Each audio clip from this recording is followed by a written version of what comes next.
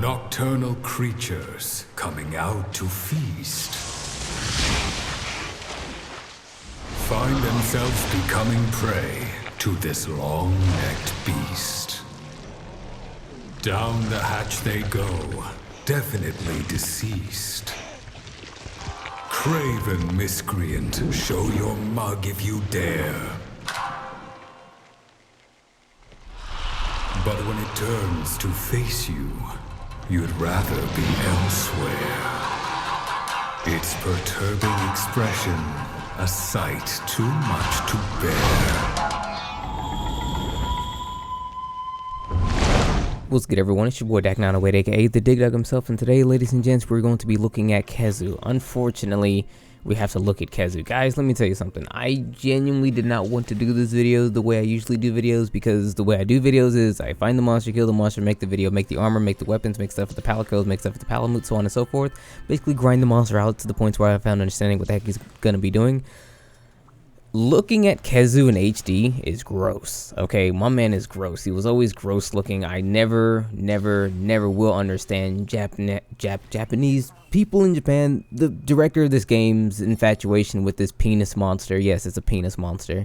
Maybe he has weird things going on. That's why this monster's in like every single game ever, and that's why we'll never see things like the Giganox, which is actually a much better design monster than have the weird penis monster that is the Khezu. Nevertheless, Khezu monster penis aside, here we go. So, making his debut in like the very first games, Khezu has, I'm not even gonna say a fan, well, yeah, he's been a fan favorite. There's people who like this thing.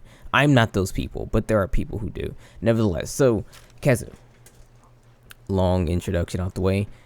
Khezu is a flying wyvern, one of the first, if not the first, proper flying wyvern that we actually fight.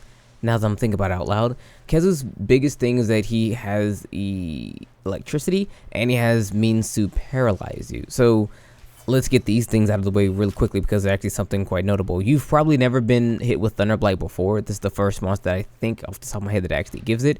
So one thing to seriously note about fighting Khezu when going to fight Khezu is that Thunderblight, if you get hit with Thunderblight and then you get hit repeatedly after that, you're more likely to get stunned more often than not.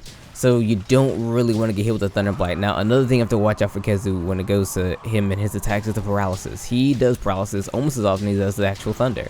The thing with his paralysis, though, is not like via means of toxins or anything like that. It's probably a bit of shock therapy or electricity or something like that, because in a manner in which you would think he'd shoot balls of electricity, he's actually going to shoot balls of paralyzing balls, I guess you could say. It's like electricity, but it'll paralyze you instead. How you know when he's gonna do this? He'll like wriggle his head around and then he'll shoot down at the ground. At the ground, he'll shoot what looks like a giant ball. However, that giant ball will split into 3 balls and spread out in a fan pattern. If you ever see him do this attack, just get out of the way. Just get either really close to his body, away from the head, or far to the left or far to the right. This attack is going to get you hit with the paralyzing agents, and once you get paralyzed, he immediately follows up with some kind of smacking attack. So you don't want to get hit with it, because he's going to follow up with it. Granted, if you have your palicos or your palamutes with you, they will more often than not help you get out of it by just attacking you. So that's something to really note for. Other than that, let's talk about his roar. Khezu's roar used to be a thing of actual just, oh my goodness, it was so bad, because he would roar and he would link his roar into another roar. What they did in this game is they shortened his roar. His roar used to actually last just a little longer. Well, his roar is still the same length, but the time in which you were probably stuck in the stun state from the roar has been lessened a little bit, so that way you're able to get out of it, so that way he doesn't combo into another thing while you're already sitting in, I guess, roar stun, if you will. So for the most part, we talked about the Thunderblight and we talked about the paralyzing agents, what he does.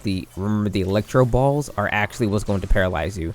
How he actually hits with the Thunderblight is he uses his body. Like, genuinely, he uses his body. He has this thing that I like to call the Thunder Tackle, where he'll walk at you kind of slow and then he'll just leap at you really quickly. Usually he'll charge his body with thunder when he does this. Another way he'll do this, he'll just like ground. He will ground. Like, if you take a look from the back, he takes a little tail thing that has a weird suction cup. He'll ground it to the ground, and then he'll discharge his body with electricity. Now, he will do this in 2 different fashions. He'll do one big pulse, like he'll kind of seize up a little bit for like maybe 2 seconds or a second. You'll notice there's two types of seizing. A longer seize, he'll just do it one long time. A shorter seize means he'll do it 2 times, 2 short pulses. Now, when I mean you have to really figure out what the timing is on these, is because if you think, oh, it's just the one time, and then you block the first one, then you go back in, he'll do it again in quick succession, and then you get hit with it. So you have to really pay attention to like how long he seizes up before he does the electric body shakedown. So with those moves out of the way, the last move I want to talk to you guys about is his squiggly neck attack. He has a squiggly neck attack. I don't know what else to call it. He throws a neck out and it's all wiggly and squiggly and weird. How do you block it? I don't know. I guess you block from the front. It's kind of ambiguous. You can't. That's the thing. It's ambiguous. Depending on your distance between you and him, it can hit you from the left, it can hit you from the right, hit you from the front. I don't even know if it hits from the back, but just be careful with it. He doesn't do it super often. Usually, if you stay right in his face, he won't do it because he won't have a need to do it. So just understand that's a particular issue. Now, there's another way in which you would usually fight Khezu. You would usually fight Khezu in a cave area. That's where he likes to seriously lay his hat down. When he's in the cave area, he will cling to the walls. How do you deal with a monster that clings to the walls? You go up there. Dead serious. This game allowed us the chance, the mobility, the love to just actually get up and fight him. Now, just because you can get up there, don't mean he's still not gonna hit you, because he can cling to the wall and do everything I just said. He can do this from the walls. He can do it on the ceiling. He can do it on the wall. He can do all these things. So he's still at the advantage. However, if you can hit him while he's up on the wall like that, you have a better chance of knocking him down, because his stun resist, I believe, it feels anyway, it goes down when he's in the air. Because every time I hit him with something when he's in the air, not like just any little attack, but it doesn't take a whole lot to actually bring him back down again. So that's something to note. Also, he has a pinning attack. That's the thing he'll do 9 times out of 10, or actually, I think it's the only time he can do it is when he's hanging from the ceiling. So just watch out for that. Don't get hit with the weird penis face thing, because it sucks. Nevertheless, let's talk about the gear, because it's actually kind of cool. So Khezu's gear is actually interesting. Honestly, it really is. So it gives us, I should say, Recovery Up, Wall Runner 2, Recovery Speed 2, Thunder Attack 1, Focus 1, and Slugger. Khezu's gear was always an odd set of armor to actually have, because the skills almost never made sense, and they still don't really make any sense. I guess the best thing to say is that there may be a hammer set, but there's lots of actual utility in here, so let's take a look at it. So Recovery Up slightly increases recovery. So let's say you take a potion. The potion would usually restore, let's say, 30 health. Now it restores 40 health. That's exactly what that means. So you take a potion and receive more health benefit. Now, Wall Runner. This is actually good. Reduces stamina consumption when running up walls. At level 2, it cuts it in half by 50%. This is actually a really good skill, due in part to the new mobility and the wire bugs and the zipping and everything goes around. Really good to have. I'm probably gonna make a set with this skill on it, just to adventure and explore the areas if I need to actually go and gather a bunch of materials, because I do a lot of zipping and wall running. So it's actually kind of nice to have. Recovery Speed, we spoke about it. It triples the speed in which your health recovers from the red portion of the bar, which is nice. That's always good. Now we go to the actual, see, these three, just utility. Let's get to what it's actually all about though. Thunder Attack 1 gives us flat 2 to thunder. Focus, new skill.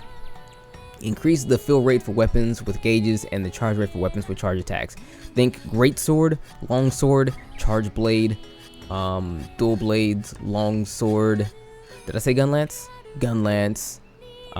Anyone who has a charge attack, a hammer, anything that charges, it reduces the time in which it takes place. And for the gun lance, the 5% charge times, that's what that is. So like the the charge shots take about, let's say they take like 10 seconds to charge and go kabooey.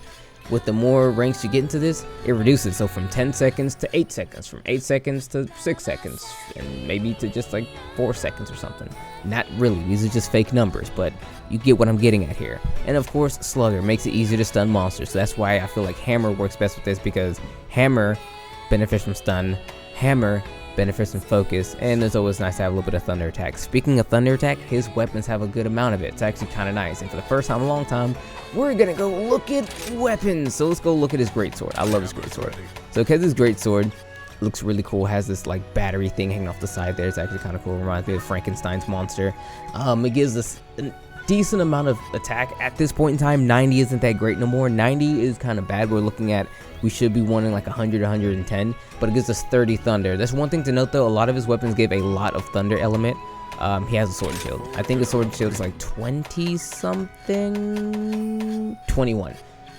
Decent amount of green, not too much. Doesn't have a lance. Has a hammer though. I'm pretty sure he does. Yeah, he has a hammer. So he has most weapons. Okay, most weapons. He's only missing a couple, and they give, if anything, a good amount of electric or thunder, if you will, as well as a fair amount of sharpness. The attack isn't that great, but nevertheless, it's another elemental type to have in our knapsack of elements, because as it stands, we're gonna start needing a lot more. So with all that said, let's take a look at Khezu one last time. Quick overview. Khezu is a super annoying monster to fight. If you want to actually smack him, do a lot of damage to him, bring fire. I think we just fought Royal just before this. Don't bring his weapons. This is something you're going to hear me say for the very next fight as well. Let's say you fight Khezu and you make weapons and everything. His weapons are pretty decent. They're not fantastical, but they're pretty good. Are you going to bring these weapons to fight the next monster that's on the list? Abso-freaking-lutely not. Do not do that. Don't do that. Just don't do it. It's one of his biggest resistances. You don't do it. Go back and get some Acne-san. We all fought Acne, right? Just keep bringing Acne. Acne weapons are gonna just take you pretty far. They should have taken you pretty far up to this point. So if you're gonna be fighting Khezu, let's say you haven't fought him yet, but you're looking at this video like, yo, I'm gonna fight Khezu. I'm here for some tips. Bring some Acne-san. Just bring him, dude. That armor is so good. Just the armor, the weapons are just so good. They help in so many different fights already. So bring Acne-san. Use the fire. Smack him in the head, in the weird fleshy neck. Just hit the monster in the head and the neck. These gross areas. This monster is gross. If you can get him outside of the cave, like I did, what I did was I waited. I legitimately waited to get him out the cave. This is something you should probably do. It's a very solid tactic. Let him leave the cave areas. Fight him when he's not in the cave areas. Fight him when he's far away from the cave areas. Wait till it gets like area 5, then fight him. Why? Because he can't do weird cave stuff. He can only do lame, I sit on the ground and just die for free stuff, like just happened right here. So that's a tip. That's a pro tip. That is a very high tier veteran pro tip from your mans. Let him get out the cave and give him that whoop. All right, bring the fire, hit him in the head. His weapons are actually really solid. They're very good. We're going to be coming up against some monsters pretty soon that are gonna have a particular weakness, that of electricity. You may not use them immediately, but keep them upgraded, because you're gonna again run into those monsters whose weakness is almost exclusively that of thunder. We may not be using it immediately after we make them, but trust me, hold on to them. Again, you want an element from every single section. You want a fire, water, thunder, dragon. You want paralysis. You want poison. You want one of everything, because someone's gonna be weak to it. And yeah, of course, the Discord. Link to that in the description if you want to come and hang with your mans. We're gonna be streaming pretty soon, and when I stream, we stream with people in the Discord. So Discord people get into lobbies first. So if you want to stream with me, or you want to be in the stream and hunt with me, gotta be in the Discord to get some of that first come first serve type action, because I look at the Discord guys first. Of course, there's also Twitter. That's how you know when I'm going live and making videos and such, so you can follow me there. But with that said, may the desire center forever be in your favor.